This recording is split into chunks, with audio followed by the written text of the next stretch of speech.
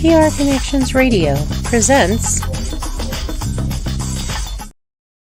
Welcome to Vegas Hockey Hub here in the sports and entertainment capital of the world, Las Vegas, Nevada, on prconnectionsradio.com, the voice of new media. I'm your host, Ian Rakelli.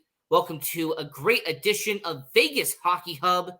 Follow us on social media at Vegas Hockey Hub and follow the network at PR Connections Radio.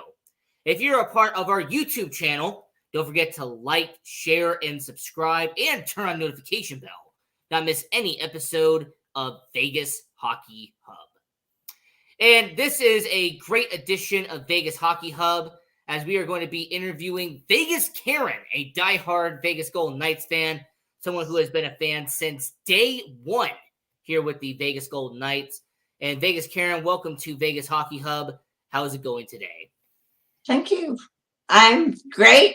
It is raining in Las Vegas, which is very unusual. So, well, really, what's going on is that it's raining because your Vegas Golden Knights won a Stanley Cup championship, and we're still celebrating and having a good time. Am I right?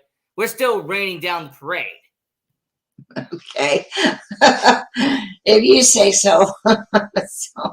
So, getting into our Vegas Golden Knights, let's set a little bit of the background with you. So, obviously, your host, Ian Rakelli. I've been watching hockey since I was 2 years old. I love the game of hockey, regardless if it was the Colorado Avalanche back in the day, thanks to Peter Forsberg, Milan Hajduk, Joe Sakic, Patrick Waugh, all the great legends that were back in the day, or the Anaheim Mighty Ducks when you had Teemu Selanne, Corey Perry, Ryan Getzlaf, Scott Niedermayer, so many great legends there.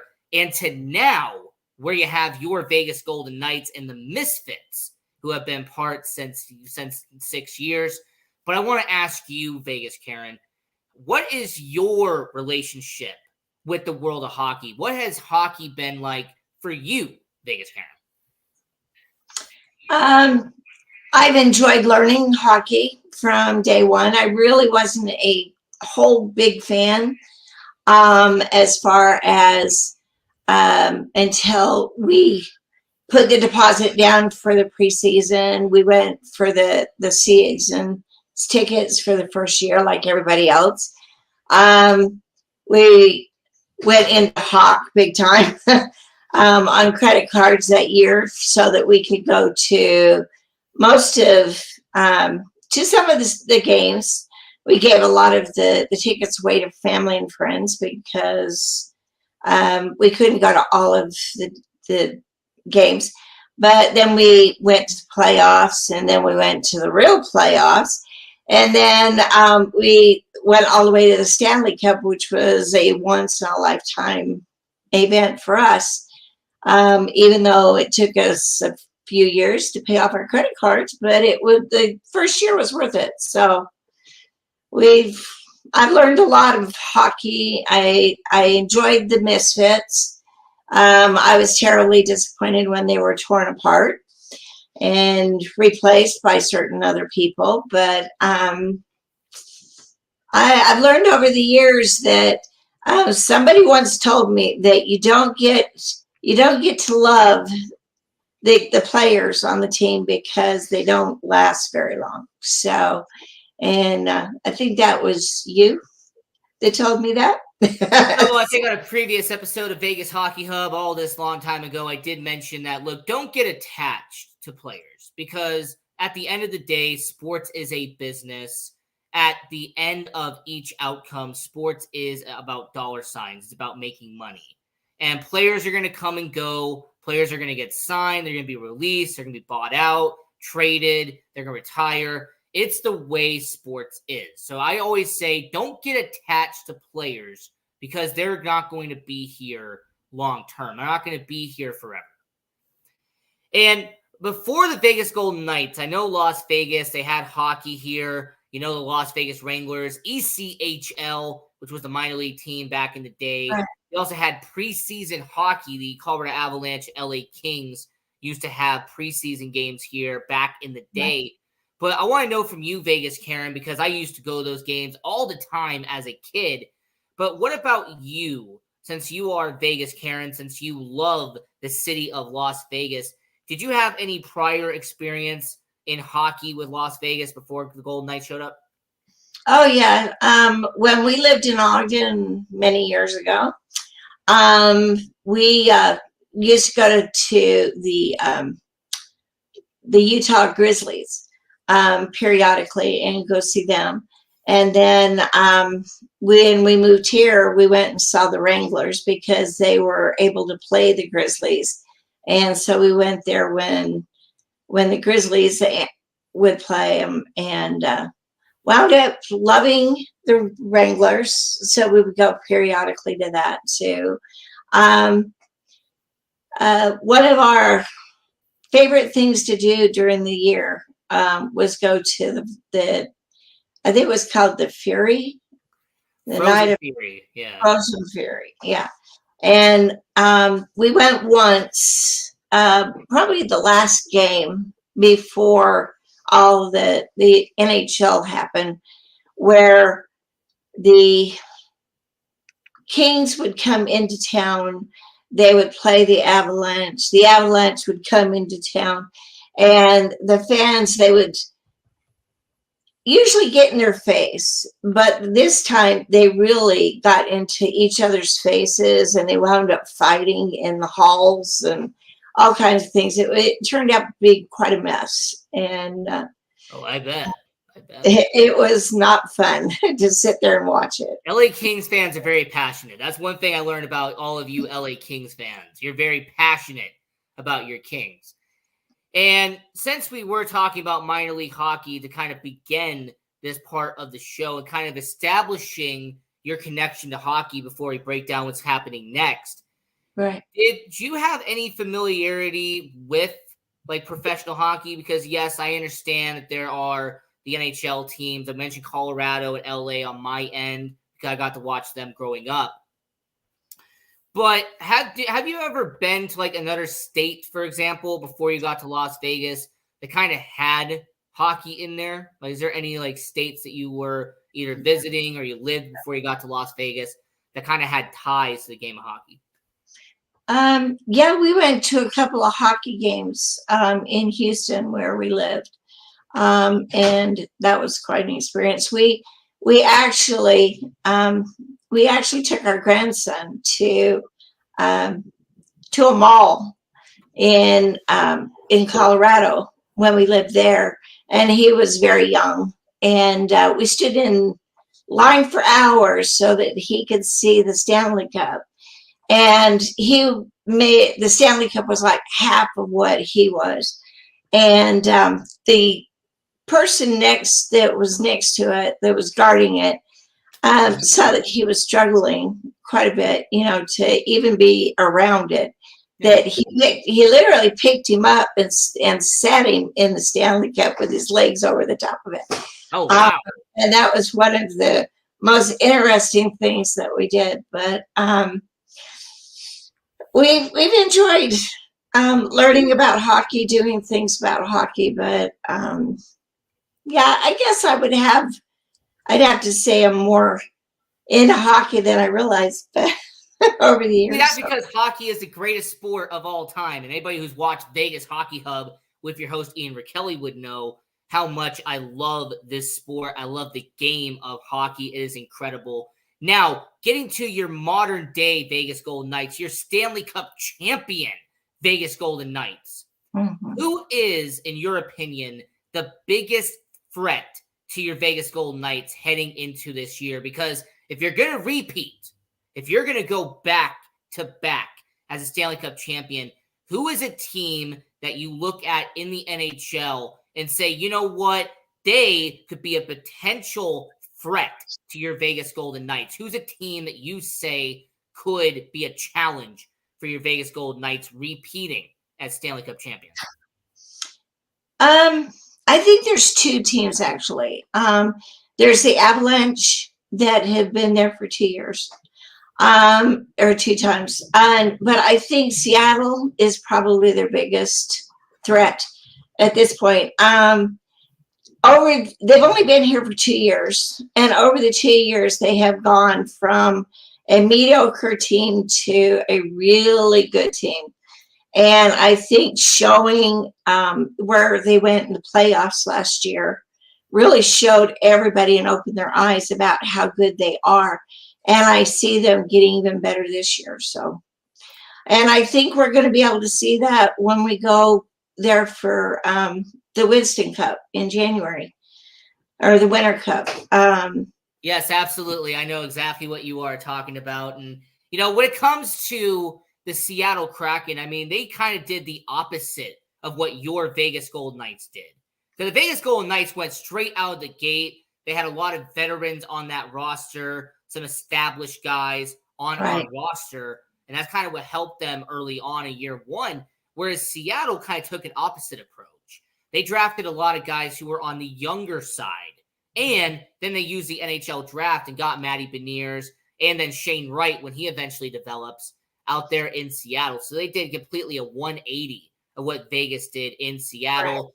And the Winter Classic, which is at T-Mobile Park in Seattle, which, by the way, one of the best ballparks in MLB. If you've ever been out to Seattle, you know what I'm talking about. It's a beautiful ballpark. So having the Seattle Kraken and Vegas Golden Knights, the two newest expansion teams, being part of the Winter Classic next year is going to be phenomenal. But let's get back to Colorado versus Vegas. Because, yes, you are right. You have the previous two Stanley Cup champions from the Western Conference. Colorado won it in 2022. Vegas obviously won it in 2023. And if there was a 7-game series, which we did not get to see last year, Colorado lost to Seattle, so we did not get to see that matchup. How grueling of a series would it be? Because Colorado is great defensively, and they have some very solid skaters on offense. Right. But with Vegas, it really feels like it would be kind of a counterpunch. We're going to go at each other, Colorado and Vegas. So from your perspective as a hockey fan, how good would that series be if from 6 months from now, we have Colorado taking on Vegas in the Western Conference Finals, for example? I don't think it's going to be an easy time. I think it's going to go down to 7.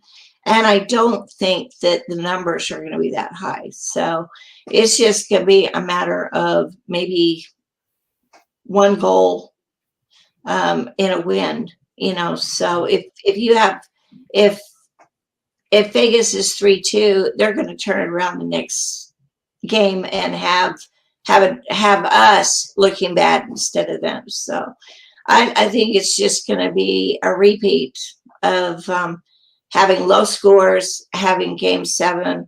And to be honest, that's what the NHL wants. They want to do the 7 games. They don't want to have somebody blown out in 4 or 3. So I just don't see it. I don't see them doing anything but that. So, and let me toss 2 more teams from the Western Conference at you and everyone watching all around the world here on Vegas Hockey Hub. I'm your host, Ian Rakelli. We're here at Vegas Karen, a diehard Vegas Golden Knights fan, because there are 2 teams in the Western Conference you didn't mention who some people are going to bring up, and it's for obvious reasons. The first one is actually kind of a bitter rival with Vegas. It was actually supposed to be our main rival heading into our franchise history, and that was the LA Kings. Now, the LA Kings, they got Pierre-Luc Dubois from the Winnipeg Jets. They got him in the trade in this offseason, and you have a bunch of young talent that are young and ready, and they are now in the NHL. And plus, they have some solid veterans in Philip Deneau, and you have some pretty good up-and-coming guys on the back end. So the LA Kings are kind of a first team you can mention, but also the Edmonton Oilers. And when you mention the Edmonton Oilers, of course, you have to talk about the best hockey player in the world right now in Connor McDavid. I mean, this guy is phenomenal. Almost nobody is on the same wavelength in terms of what he's doing on the ice. And, of course, you have his ice partner in Leon Draisaitl, who's one of the best players in the world as well. So what about them? Because you mentioned Seattle, you mentioned Colorado, but what about Edmonton and LA? two teams out there in the same division as Vegas and two teams who do have some experience in the postseason? Well, both of the teams, they only have maybe 2 or 3 players on that whole team that are having to hold the rest of the team up. If it wasn't for them not being there, I don't think it would be a very good team. So as we are talking about the Vegas Golden Knights here on Vegas Hockey Hub, I'm your host, Ian Kelly. And let's kind of focus on the Vegas Golden Knights very quickly because goaltending is vital. And we saw in the Stanley Cup playoffs how important Stanley Cup goaltending is. And since you're a Vegas Golden Knights fan, you will know that the Vegas Golden Knights have had kind of a rotator's belt of goaltenders throughout their franchise history. Now, you had Marc-Andre Fleury, who is a Hall of Famer. He is going to be a first ballot Hall of Famer when he eventually gets inducted. Of course, it will be with the Pittsburgh Penguins. That's the sweater he will be inducted into, but he's a Hall of Famer nonetheless. So you had Marc-Andre Fleury for the first couple of years. Then you had Robin Lehner for a while. For a couple of years, Robin Lehner was the guy. Last year, Logan Thompson is an all-star for the Vegas Golden Knights. He gets hurt, and the guy they traded for this past offseason, Aiden Hill from San Jose, they have him come into the starting role. He performs phenomenally, and he helps the Vegas Golden Knights win a championship, and Vegas rewarded him with a 2-year contract. So, as a Vegas Golden Knights fan perspective, what do you look at the goaltending, and what do you see? Because you have an all-star in Logan Thompson, and you have a Stanley Cup winning goalie in Aiden Hill. I think as far as the goalies are concerned, I was quite frustrated and upset how Marc-Andre Fleury was basically kicked to the curb after he won his championship cup.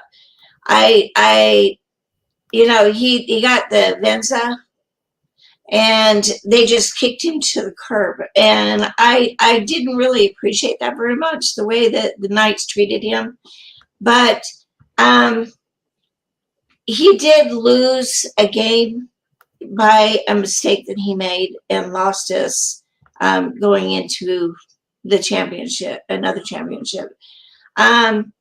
So I understand what they did, but I mean, they could have done it in a different way, in my opinion.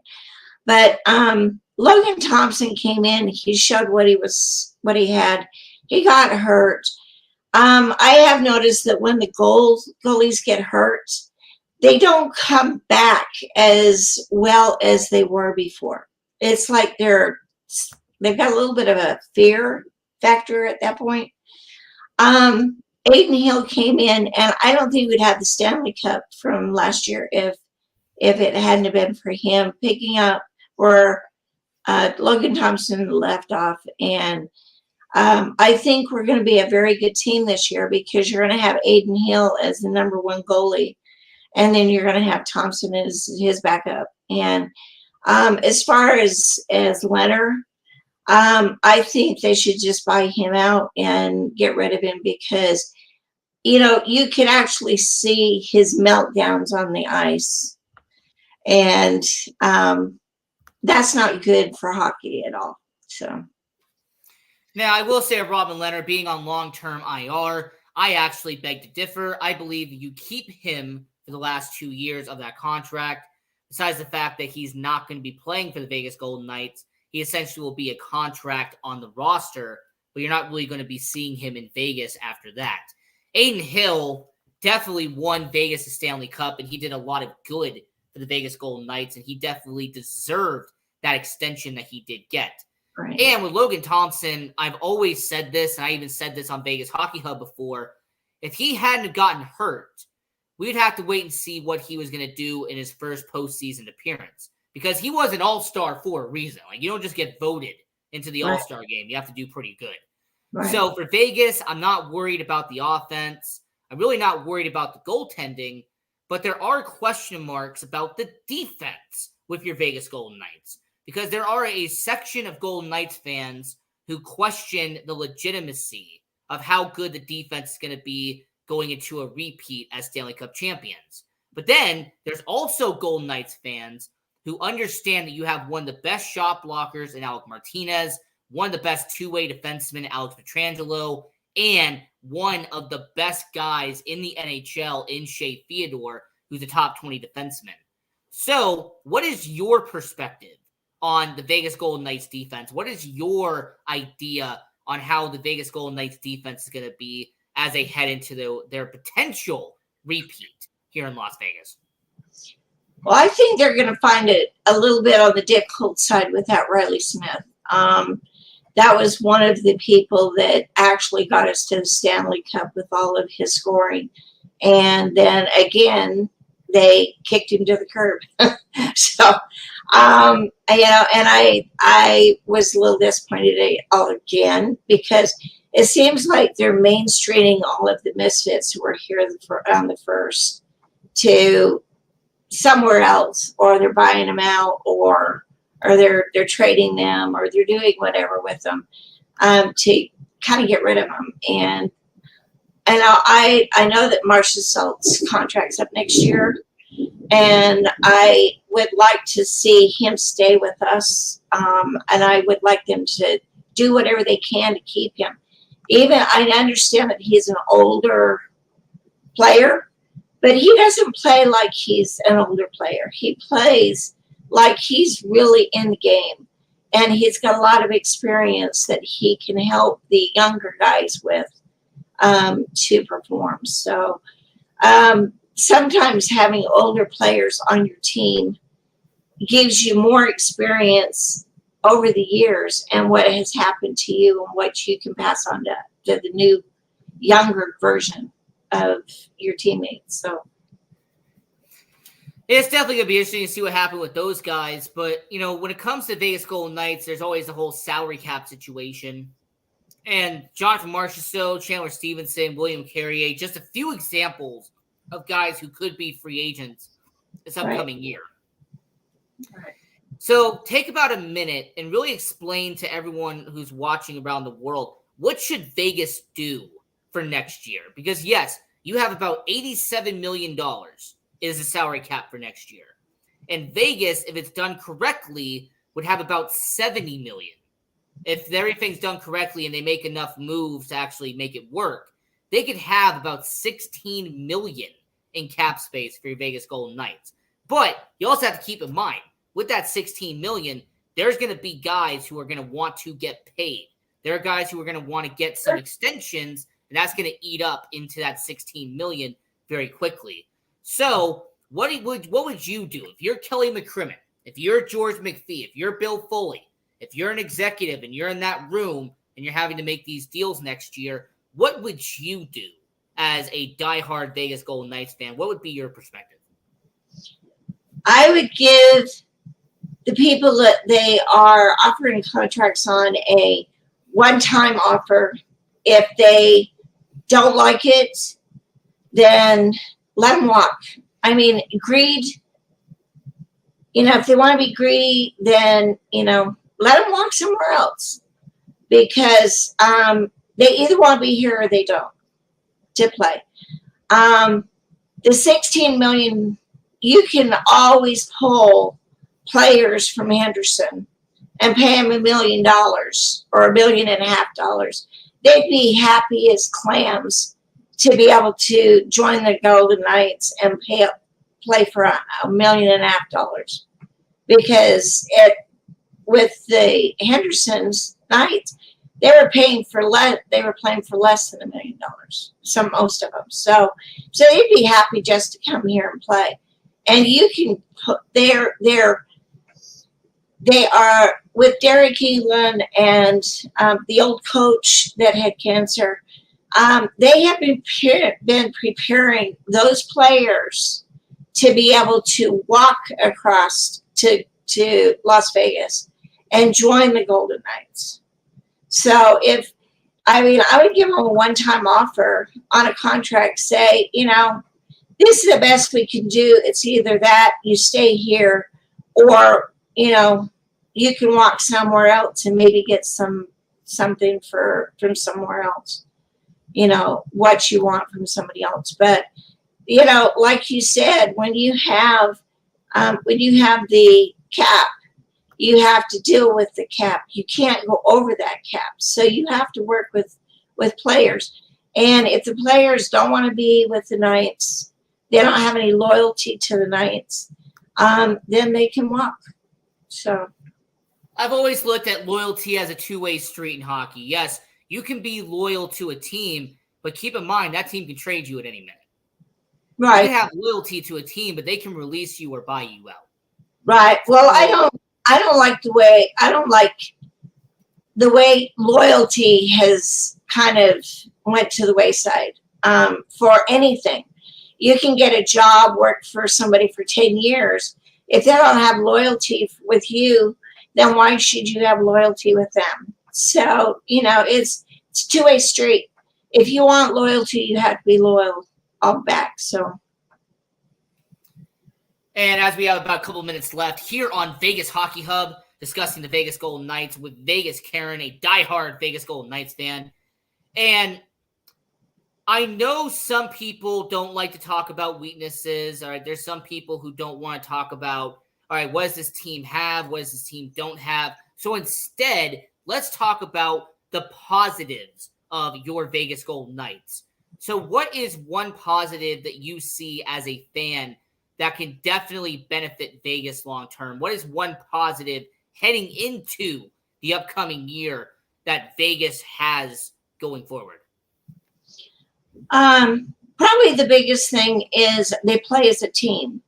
No one person has an ego that's big enough that wants to be the number one player. They all want to play together as a team, win as a team, and succeed as a team. And they showed that when they went to the Stanley Cup last year and won. So everybody had a role in that. Everybody played as a team together. And no one person felt like they were better than any of the other players. And I like that as a team progressing as a team together. So. And I will say that the coach, Bruce Cassidy, I'm a very big fan of. When they brought him over from the Boston Bruins, I was so happy to see it. He's actually been, in my opinion, the best coach the Vegas Golden Knights have had in their franchise history. Yeah, he's been the biggest asset to the Knights. So. And with Bruce Cassidy, he obviously is getting paid very handsomely to be the head coach of the Vegas Golden Knights because good coaches do not come cheap. But right. What have you noticed that has made Bruce Cassidy such a great coach? Because I've always said that with Bruce Cassidy, he has a certain style as a coach that has made Vegas into a championship winner. He works with the team as a team. And you can go over to City National and you can watch him. And when somebody starts goofing off there, he'll put him in check. He doesn't take that. Even at City National, he will clamp down on them and make sure that they are taking the game serious. And when you get on the ice, he expects each player to take the game serious and not screw around and just be there to give them a guidance and advice. So. And we have about 1 minute left before the show goes off the air. So since you have the name Vegas in your name, Vegas Karen, you have the Oakland A's who are going to be coming here. An NBA expansion team is on its way. And the Las Vegas Raiders have almost doubled in net worth since going from Oakland to Las Vegas. And you do have a really good Formula One race that's going to be coming here later this year. I mean, can you talk about how amazing our city has become, how incredible our city, our town, the sports entertainment capital of the world, Las Vegas, Nevada, has really become? It's been great. We went from a no sports team town to a #1 sports town, and everybody wants to be here now. So it's definitely been fantastic, and the Vegas Golden Knights have been a big part of that, especially being the Vegas-born, Vegas-strong mentality. So this has been another edition of Vegas Hockey Hub. I'm your host, Ian Rakelli. I appreciate Vegas Karen for coming on the show and being interviewed. I appreciate your time. Thank you for inviting me. And until next time, continue watching hockey, go support junior hockey, and go Knights, go.